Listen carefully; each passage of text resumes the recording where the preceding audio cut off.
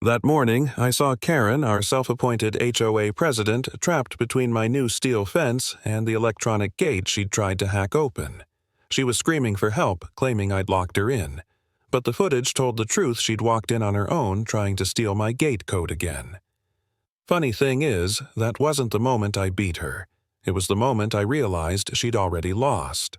I live at the end of a quiet cul-de-sac in Maple Creek Estates, or at least it used to be quiet. I bought the house for its space, its peace, and the small stretch of private road that came with it. I'm a systems engineer by trade. I like things orderly, logical, which is probably why Karen Hernandez and I were destined to clash. She thrived on control, and I was the one guy who wouldn't bow to her clipboard and fake authority. It started small. Notes on my windshield about unauthorized parking. Emails about my mailbox color not matching the HOA-approved beige. The usual nonsense. I laughed it off at first until I caught her one morning crouched by my fence at 6 a.m., scribbling in a little notebook while pressing random digits into my gate keypad. I remember standing there in my kitchen coffee mug halfway to my mouth, watching through the window as she mouthed numbers like some suburban codebreaker. I hit the intercom and said, "You know that camera records everything, right?" She nearly fell backward. "Routine security check," she stammered. "Unless the HOA now handles breaking and entering, you might want to step off my property," I told her. She straightened up, face red as a stop sign. "As HOA president, I have a right to ensure compliance. Gates like this need approval." "City approved it," I said, pressing the lock button just to hear the motor hum. "Not you." Her eyes narrowed. "We'll see about that." And oh, we did. By noon, I had 3 violation notices in my inbox: gate color lighting, brightness, and motion sensor noise, whatever that meant. I sent everything to my friend Dan, a lawyer who'd seen this kind of power trip before. He just wrote back, "Classic Karen. Document everything." So I did. Screenshots, timestamps, even video of her little code-breaking adventure. Then came her next move. She started parking her SUV directly across my driveway, claiming she was monitoring neighborhood traffic. Once she even stood there with a walkie-talkie pretending to coordinate a sting operation. My wife laughed when she saw it. "You built Fort Knox?" she joked. "No," I said. "I built Karen-proofing." But peace never lasts with people like her. A few days later at dawn, I woke up to the sound of the gate motor grinding again. I checked the camera feed, and there she was. Karen, in her floral robe and flip-flops, hammering away at the keypad like she was defusing a bomb. What she didn't know was the system had a tamper alert. 5 failed attempts, and it locks down automatically. When the alarm went off, she kicked the gate and shouted, "You can't lock me out of community property." I stepped outside, still in pajamas, coffee in hand. "Need help?" I asked. "You changed the code illegally," she yelled. "This gate's on my land, Karen. HOA map ends 20 feet back." She opened her mouth to argue, but that's when it happened. The new fence's latch clicked shut behind her. She must have walked through when it was open earlier. Now she was stuck between my locked gate and my steel fence. "You can't trap me in here," she shouted. "I didn't trap you," I said. "You walked in." She threatened to call the police. I told her to go ahead. When the officer arrived, it was the same guy who'd warned her last month for harassing delivery drivers. "Ma'am," he asked, "did he invite you in?" "No." "Did he threaten you?" "No." "Then you're trespassing." Her face turned crimson. The officer asked for my security footage, watched it, and just said, "Persistent one, huh?" "Relentless," I replied. He smirked. "Keep your cameras rolling." I got a feeling she's not done. He was right. 3 days later, at the HOA meeting, Karen sat at the head of the table, pearls gleaming like armor.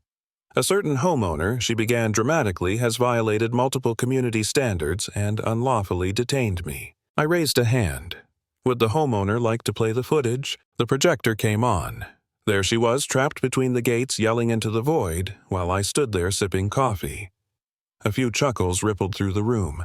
"You think this is funny?" she snapped. I said, "No, I think it's educational." When the clip ended, even the treasurer Bill looked like he wanted to disappear. "Maybe we should drop this," he said. But Karen wasn't done. The next morning, a violation notice appeared on my door. "Unauthorized fence expansion removal, required in 7 days." The city inspector confirmed it was fake. "She's filed 3 complaints this month," he told me. We're keeping a file. That's when I started my binder, The Karen Chronicles. Every email, photo, screenshot, my personal archive of madness. Weeks passed. She grew quieter, but not calmer. I'd catch her on camera at night, flashlight in hand, inspecting my fence. One time, she was even live-streaming it, calling me a defiant homeowner endangering the neighborhood. It would have been funny if it hadn't been so creepy. Then came the night I almost gave up. A tall figure appeared on my camera feed, hooded, faceless, working the control box to my gate. Another shape hovered beside him. My chest went cold. This wasn't just Karen anymore. Someone else was helping her. I called the police, handed over the footage, but the uncertainty stuck with me like static. The next day, Karen showed up again with 2 HOA board members in tow, pointing at my fence like she was leading a crime scene tour. "We have reports of unauthorized electrical work," she announced. I handed her the permit and said, "You can verify it with the city inspector. He lives 2 houses down." She glared at me, voice shaking. "This constant defiance will not stand." "Not constant," I said. "Just until the bylaws stop contradicting themselves." One of the board members snorted, trying not to laugh. That broke something in her. She started shouting, "This is harassment. You're all blind." Bill arrived moments later, pale and tired. "Karen, he said you've been suspended from HOA duties pending review." Her eyes widened. "You can't suspend me." "I founded this HOA. You organized it," Bill said. "You don't own it." She stood there trembling, then stormed off. I wish that had been the end. But people like her don't retreat, they reload. At 2 a.m. a few nights later, my security alarm blared. The gate was wide open, control box ripped apart. Deep scratches marked the hinges. Footprints led straight to Karen's backyard. The police came again. Officer Daniels just shook his head. "She's escalating," he said. The next day, her SUV was gone. Curtains drawn. House silent. For a week, she vanished. I almost felt relief until a real estate agent knocked on my door. "I'm here on behalf of the HOA," he said. "We're surveying lots that might be rezoned." By who, I asked. "A community representative named Karen." I couldn't help laughing. She was trying to sell my property now. That night, my cameras glitched for 11 minutes. When the feed returned, I saw a flashlight moving near the fence. I checked the next camera, and there she was again, muttering to herself, tracing the keypad with her fingers like it owed her something. "Karen," I said through the speaker, "you trying to memorize my digits again?" She froze, then yelled, "You can't install unregistered electronics. I'm inspecting." At 1 in the morning, I asked. She didn't answer, just ran off into the dark. I told Daniels the next morning. He sighed. "Want to file a restraining order?" I thought about it. Part of me wanted peace. Another part wanted her to dig her own grave. Just issue a warning. I said, "Paper scares her more than jail." For 2 days, things were quiet. Then she came back with kids. 3 of them standing by my gate while she smirked behind them. Just showing the little ones that this gate isn't as private as he thinks, she said. One of the kids pressed random numbers, and to my horror, the gate opened. My backup code. I'd used the same pattern as my garage door. She must have seen me type it once. "Karen, you're trespassing again," I said. "Actually, I'm supervising a safety demonstration," she replied smugly. I hit the override. The gate slammed shut mid-sentence.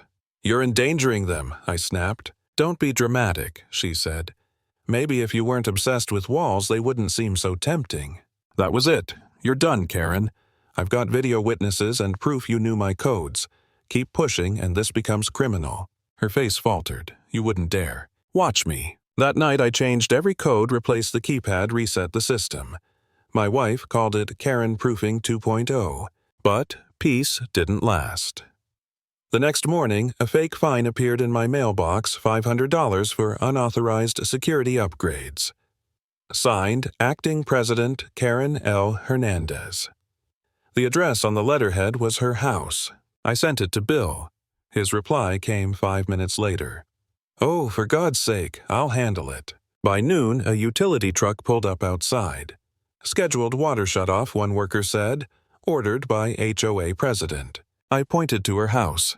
"She's right there if you want to ask." Sure enough, the curtain twitched. The men left shaking their heads. Karen stepped out all smiles. Is there a problem impersonating officials now? I asked. She smirked. Maybe if you weren't so secretive, people wouldn't have to double-check your setup. That night, the HOA held an emergency meeting. The whole neighborhood tuned in. Karen showed up in a blazer looking like she was defending herself in court. Those actions were necessary, she said. This community is falling apart because certain people her eyes landed on me believe rules don't apply to them. Bill leaned forward. Karen, you were suspended. You had no authority. Then reinstate me, she snapped. Without me, this place will rot. Linda, a board member, spoke softly but firm. You've scared everyone for 10 years, Karen. You fined my family for leaving trash cans out an hour late. Another neighbor chimed in, you towed my car during a thunderstorm. Voices piled up, years of frustration exploding all at once. Karen's face went blank, then furious. You're all ungrateful I kept you safe. Bill sighed. Karen, you're permanently removed from the board. She stared at the screen. You'll regret this, she hissed and logged off. 2 days later, I woke to the sound of crunching metal. A pickup truck had smashed into my fence. The driver's seat was empty.